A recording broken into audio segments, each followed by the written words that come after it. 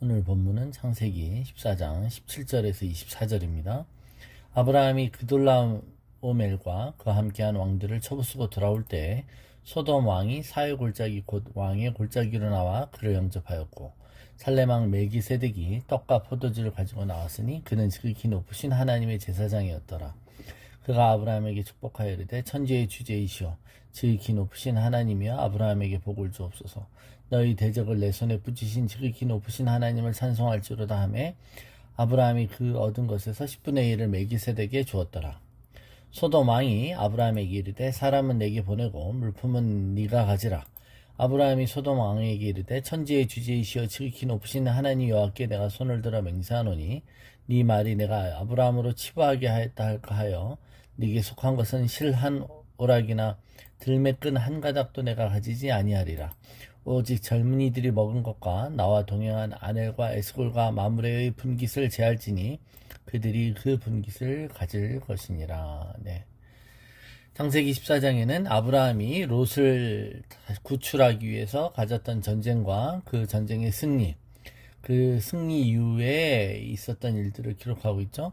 아브라함의 우리가 믿음을 봤습니다. 아브라함의 믿음이었었던 것은 아브라함이 조카 롯에 대한 어떤 앙금도 없이 용서하는 사람이었다는 것. 그리고 롯을 구하는 일이 옳은 일이었기 때문에 그는 두려워하지 않고 그 일을 감당하며 출정했다는 사실입니다. 오늘은 이에 이어서 이제 이 승리에 대해서 그는 마땅히 이 애쓴 그 승리에 대한 전투에 임한 것에 대한 보상을 받거나 또 물질의 어떤 보응을 누릴 수 있는 사람에도 불구하고 그것을 거부하는 믿음이었다는 겁니다. 오늘 본문이 보면 소돔 왕이 아브라함에게 말합니다. 아브라함의 승리를 축하하면서 사람만 자신에게 보내고 재물은 네가 다 가져도 좋다라는 것이죠. 소돔 왕의 제안은 아브라함의 어떤 도움이 없으면 승리가 없었을 거라는 것을 알고 정당한 보상을 하려고 하는 것이라기보다는 자신이 반역한 이 반란군의 승리로 결과가 된 이 전쟁에서 실제로는 처음에 졌잖아요. 그죠? 이 전쟁에서 패한 그 자존심을 조금이라도 회복하기 위해 이 승리를 자신의 승리로 만들려고 하는 의도가 있는 것이죠. 그래서 재물은 다 아브라함에게 주겠다는 것입니다. 그러나 사람은 자기가 다 갖겠다는 것이죠. 그랬더니 아브라함은 이 제안을 거절합니다. 아무것도 가지지 않겠다는 것입니다.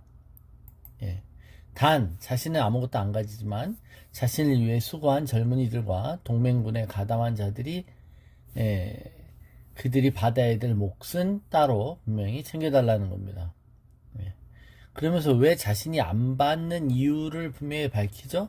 그것은 소돔왕 베라가 엉뚱한 소문을 내고 다닐 것을 방지하기 위해서인 거다. 즉 자신이 아브라함을 부자 만들게 했다라는 소문을 내기 싫다라는 겁니다. 그러니까 자신이 수고하고 보응을 받는 것이 마땅함에도 불구하고 여기서 얼마라도 받았을 경우 것이 갖고 오는 올바르지 않은 어떤 사실에 대한 루머 또 그런 소문들을 우려한 것이죠. 우리가 세상과 타협하면 어쩌면 재물은 손쉽게 얻을 수 있습니다. 그러나 어떨 때는 세상을 의지했다는 소문이 나기 시작할 것입니다. 그래서 어떻게 보면 우리가 조심해야 되고 이것이 어떻게 비칠까봐 또 민감하게 또 반응해야 될 필요도 있는 것입니다. 자, 아브라함은 자신의 몫을 챙기지 않습니다. 그러나 자기와 함께한 사람들의 몫은 정당하게 요구합니다. 자신의 특권은 거절했지만 자신과 함께한 사람의 특권을 지켜주고 싶은 것이죠. 우리의 권리를 포기하는 것은 우리의 자유이지만 우리와 함께한 자들의 권리를 보호해 줄 필요가 있죠. 그것을 포기하느냐 마느냐는 그들 자신의 결정에 따른 권리이자 그들의 몫이기 때문에 그렇습니다. 내가 희생하니까 너도 희생해라 라는 식으로 나와 같이 한 자들을 대해서는 안 된다라는 겁니다. 선택권을 상대방에게 주는 것이 상대방을 향한 배려인 것입니다. 아브라함은 이런 면에서 믿음을 가졌다라는 겁니다. 그는 어떻게 보면 마땅히 해야 될 일이기 때문에 여기에 대한 마땅히 해야 될 일에 대한 보상을 그가 개인적으로 요구하지 않았다. 이것이 믿음이었다는 겁니다. 그러면서도 특별히 보상을 챙겨야 될 사람들에 대한 또 배려심, 이 모든 것들이 다 어떻게 보면 믿음의 결과였다는 것을 알 수 있습니다. 또 한 가지, 이 전쟁의 승리 후에 그는 감사를 했다는 것입니다. 오늘 본문에 소돔 왕이 아브라함을 맞을 때 살렘 왕 멜기세덱의 축복을 받는다라고 되어 있습니다. 그렇죠? 살렘 왕 멜기세덱이 떡과 포도주를 가지고 나왔다. 그런데 소돔 왕의 제안은 냉정히 거절했던 아브라함이 이 살렘 왕의 축복에는 감사하고 그에게 처음으로 11조를 바칩니다. 성경에 11조가 처음 나오는 구절이 바로 이 구절이죠. 자, 이 살렘 왕 멜기세덱은 누구일까요? 멜기세덱, 즉 그죠? 이게 나의 왕, 마이 킹이란 말입니다. 나의 왕은 제덱, 정의라는 것이죠. 나의 왕은 정의이시다라는 겁니다. 이게 멜기세덱. 이 살렘 왕은 평강의 왕이다. 이 신비한 존재가 누구인가를 히브리서 7장에 이렇게 기록하고 있죠. 일 멜기세덱은 살렘 왕이요 지극히 높으신 하나님의 제사장이라. 여러 왕을 쳐서 죽이고 돌아오는 아브라함을 만나 복을 빈 자라.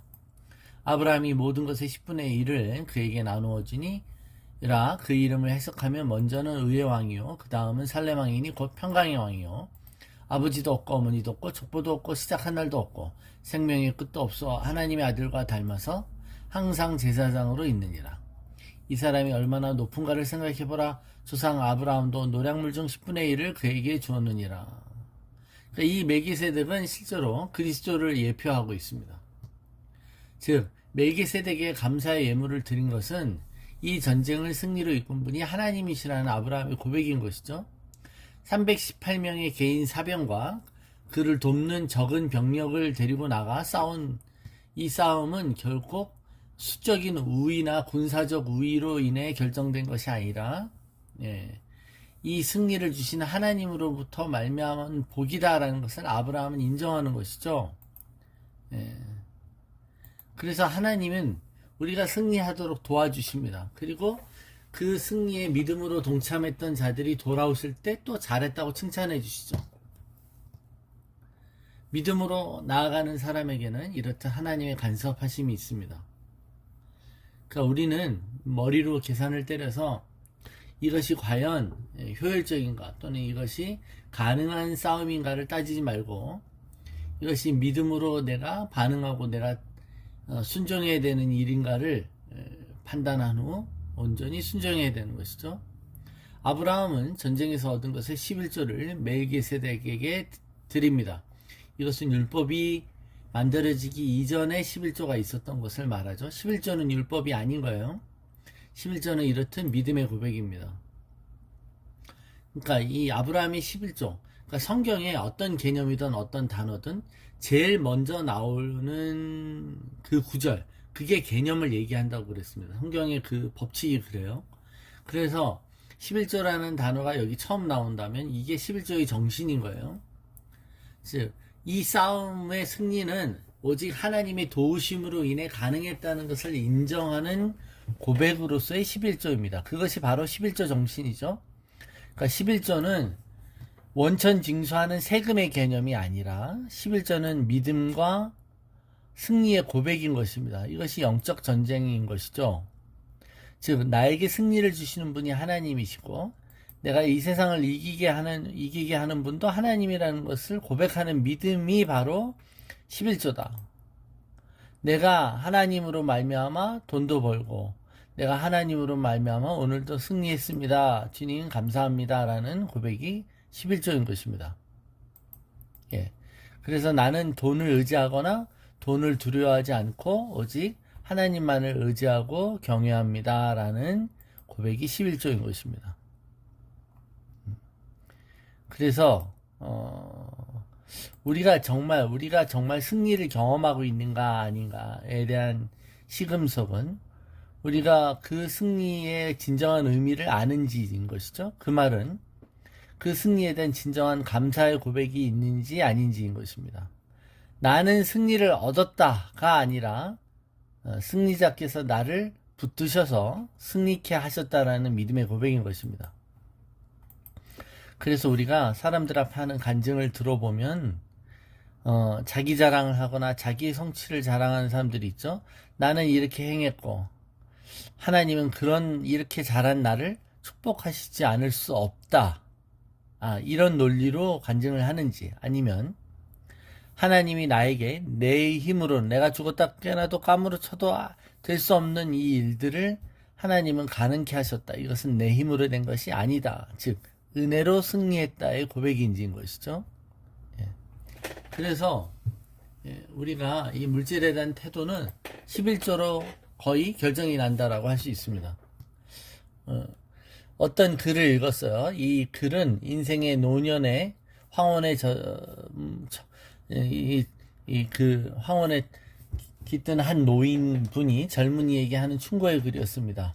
이런 글이었죠. 젊은이, 젊었을 때는 돈이 전부이고 돈이면 뭐든 다 할 수 있을 것처럼 생각되지만 늙어보면 돈이 정말 최고 중에 최고라는 것을 더 알게 됩니다. 라고 말했답니다. 반전이죠?